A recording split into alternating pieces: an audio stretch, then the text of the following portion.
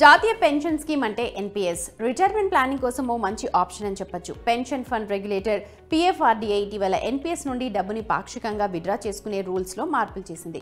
ఇప్పుడు ఖాతాదారుడు స్కీమ్ అమల్లో ఉన్న కాలంలో 3 సార్లు పాక్షికంగా విత్డ్రా చేసుకోవచ్చు. ఎన్పీఎస్ నుండి ఇలా డబ్బుని పాక్షికంగా తీసుకోవడానికి సంబంధించి కొత్తగా వచ్చిన రూల్స్ ఏంటి? మీరు ఎప్పుడు ఎంత విత్డ్రా చేసుకోవచ్చు? ఈ ఖాతా నుండి డబ్బుని విత్డ్రా చేయకపోవడమే మంచిది అంటారు. ఎందుకు? ఇప్పుడు ఆ విషయాలని డీటెయిల్గా చూద్దాం. మీరు ఎన్పీఎస్ ఖాతాను తెరిచి 3 సంవత్సరాలు అయి ఉంటే మీరు దాని నుండి పాక్షికంగా డబ్బుని విత్డ్రా చేసుకోవచ్చు. కొత్త నియమాలు ఫిబ్రవరి 1, 2024 నుండి అమల్లోకి వచ్చాయి. ఇప్పుడు క్వశ్చన్ ఏంటంటే ఎంత మొత్తాన్ని విత్డ్రా చేసుకోవచ్చు? కొత్త నిబంధనల ప్రకారం ఎన్పీఎస్ అకౌంట్ హోల్డర్లు తమ కాంట్రిబ్యూషన్లో 25% వరకు విత్డ్రా చేసుకోవచ్చు. ఫర్ ఎగ్జాంపుల్, ఎవరైనా 5 ఏళ్ల కిందట ఎన్పీఎస్ ఖాతాను ఓపెన్ చేశారనుకుందాం.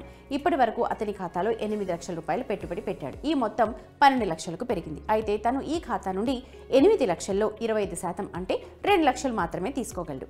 ఎన్పీఎస్లో యజమాని జమ చేసిన మొత్తాన్ని విత్డ్రా చేయలేరు. మీరు ఎన్పీఎస్ అకౌంట్ నుండి ఏ సమయంలోనైనా డబ్బు విత్డ్రా చేసుకోవచ్చు అని దీని అర్థం కాదు. ఎన్పీఎస్ ఖాతా నుండి పాక్షిక విత్డ్రాని ఎప్పుడు చేయవచ్చు అనే దాన్ని పెన్షన్ ఫండ్ రెగ్యులేటరీ మార్గదర్శకాలు జారీ చేసింది. దీని ప్రకారం ఖాతాదారుడి పిల్లల చదువు, ఉన్నత విద్య, వివాహం కోసం ఎన్పీఎస్ ఖాతా నుండి డబ్బుని విత్డ్రా చేసుకోవచ్చు. మీరు ఇల్లు కొనడానికి లేదా నిర్మించడానికి కూడా ఈ సౌకర్యాన్ని యూజ్ చేసుకోవచ్చు. మీరు మీ భార్య పేరుతో ఇల్లు కొంటున్నా లేదా నిర్మిస్తున్నా మీరు ఈ డబ్బుని వాడుకోవచ్చు. ఖాతాదారుడికి పూర్వీకుల ఆస్తి కాకుండా అతని పేరు మీద ఇప్పటికే ఇల్లు ఉన్నట్లయితే డబ్బు విత్డ్రా చేయడానికి అనుమతి ఇవ్వరు. క్యాన్సర్, గుండె జబ్బులు, తీవ్రమైన కిడ్నీ వ్యాధికి చికిత్స లేదా ప్రమాదంలో గాయం కారణంగా ఆసుపత్రిలో చేరడానికి డబ్బుని విత్డ్రా చేయొచ్చు. పీఎఫ్ఆర్డీఏ ఏ వ్యాధులకు డబ్బు విత్డ్రా చేయొచ్చో లిస్ట్ ని రిలీజ్ చేసింది. ఖాతాదారుడు ఏదైనా కారణం వల్ల డిజేబుల్ అయినా లేదా స్వయం ఉపాధి కోసం ఏదైనా వెంచర్ లేదా స్టార్టప్ ప్రారంభించినా అతను ఎన్పీఎస్ నుండి డబ్బుని విత్డ్రా చేసుకోవచ్చు. అకౌంట్ హోల్డర్ ఎన్పీఎస్ ఖాతా మొత్తం వ్యవధిలో 3 సార్లు మాత్రమే ఈ సదుపాయాన్ని యూజ్ చేసుకోగలుగుతారు.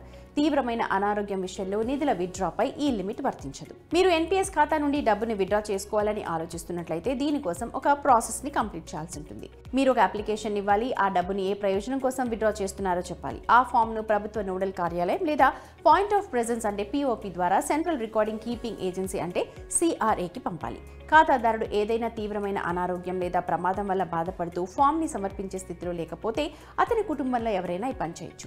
ఆ అప్లికేషన్ వచ్చిన తర్వాత సిఆర్ఏ విత్డ్రా ప్రాసెస్ని స్టార్ట్ చేస్తుంది. అన్ని వాస్తవాలు కరెక్ట్ అని తేలితే డబ్బుని ట్రాన్స్ఫర్ చేస్తారు. ఎన్పీఎస్ ఖాతా నుండి విత్డ్రా చేసిన మొత్తంపై ట్యాక్స్ ఉండదు. రిటైర్మెంట్ ప్లానింగ్ అనేది జీవితంలో అత్యంత ముఖ్యమైన ఆర్థిక లక్ష్యమని tax and investment expert Balwant Jain చెప్పారు. పిల్లల పెళ్లిళ్లు, ఇళ్లు కొనుక్కోవడానికి మీరు బడ్జెట్ని తగ్గించుకోవచ్చు. కానీ రిటైర్మెంట్ తర్వాత మీరు ఖర్చులని తట్టుకోవాల్సి ఉంటుంది. ఈ ఖర్చులను మీరు తగ్గించుకోలేరు. దీర్ఘకాలిక పెట్టుబడిలో కాంపౌండింగ్ 8దో అద్భుతంగా పనిచేస్తుంది. కాబట్టి పదవి విరమణ ప్రణాళికకు సంబంధించి ఎన్పీఎస్ ఖాతా నుండి డబ్బును విత్డ్రా చేసుకోకుండా ఉండటానికి సాధ్యమైనంతగా ప్రయత్నించండి. డూ ఆర్ డై అనే పరిస్థితి ఉన్నప్పుడు మాత్రమే ఈ ఆప్షన్ని యూజ్ చేసుకోవాలి. అటువంటి పరిస్థితిలో పదవి విరమణ కోసం ఎన్పీఎస్ కార్పస్ని యూజ్ చేయాలి. పిల్లల చదువులు, పెళ్లిళ్లు, ఇళ్లు కొనుక్కోవడానికి డబ్బు కోసం విడిగా ఏర్పాటు చేసుకోండి. అనారోగ్యం వంటి పరిస్థితులను కవర్ చేయడానికి తగిన ఆరోగ్య బీమాను కొనుగోలు చేయండి. ఎమర్జెన్సీ ఫండ్ని క్రియేట్ చేసుకోండి. దీనివల్ల మీరు ఎన్పీఎస్ ఖాతా మధ్యలో డబ్బుని విత్డ్రా చేయాల్సిన అవసరం ఉండదు. దీంతో మీరు మీ తక్షణ అవసరాలు కూడా తీర్చుకోవచ్చు.